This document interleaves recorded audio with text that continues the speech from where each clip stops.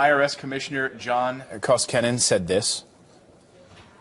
I'm advised the actual hard drive, after it was determined that it was dysfunctional and that with experts no emails could be retrieved, was recycled and destroyed in the normal process. So was it physically destroyed? That's my understanding. Well, a brand new bombshell revealing investigators uncovered those 32,000 lost emails, possibly linked to allegations the agency targeted conservative groups applying for tax-exempt status. Well, J. Christian Adams is a former DOJ official, and he's here with his reaction. Well, just your initial reaction, sir, to suddenly we've magically found these backup tapes with thousands of emails on them. Well, don't forget how they found them, Clayton. They've been sitting in West Virginia for the last couple of years at the repository for the Treasury Department. The Inspector General's staff learned about them just this week and got in a car and drove out to West Virginia to get them. And this is extraordinarily serious, Clayton, because the IRS and the Justice Department have been denying to federal courts and to Congress that these tapes even existed. And it's important because it starts to sound like criminal obstruction of justice whenever Justice Department and IRS officials say under oath to courts and to Congress that these tapes don't exist, and then lo and behold, we find them sitting in West Virginia. And don't forget, the Tea Party cases got dismissed in part because they didn't have access to this evidence. And you say that you have a source who tells you there's something curious about one of the people who was actually in charge of reviewing these Lois Lerner tapes and emails?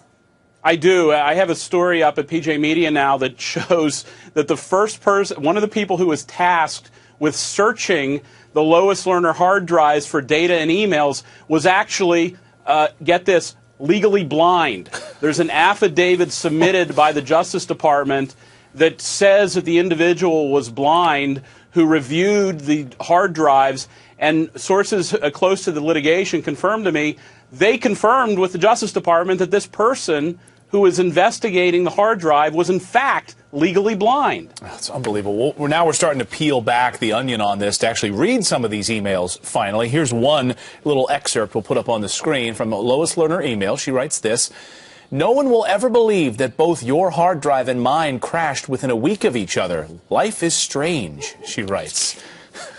It might be the first time Lois Lerner has told the truth through all of this. And the reason, Clayton, why this is important is we have heard this story before. I've seen this movie where it's a presidential election year. The president is up for re-election. His cronies in the administration and outside groups target political opponents. Right. They get caught. Suddenly we learn there's tapes. And lo and behold, the administration hides the ball on the tapes. I wonder if this time there's going to be a 17-minute gap when they start reviewing these tapes. And you mentioned that culture of delaying the rollout of this evidence, essentially.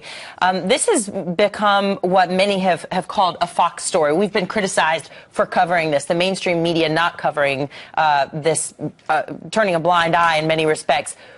Do you think anybody's going to face consequences in the end? Well, they never do with this administration. They always seem to get promoted when they hide the ball. Once upon a time, Anna, the mainstream media cared about government corruption. People's careers were made by exposing this sort of behavior. But these days, the major networks, other cable networks, they serve as defense mechanisms for the administration. They hide the ball. They ridicule you guys when you cover rampant obstruction of justice that has no accountability. Yeah, I tasked our viewers this morning to switch around and see if any other channels are covering this story, but then turn it back to us, because that's important. Come full circle. J. Christian Adams, great to see you this morning. Take care.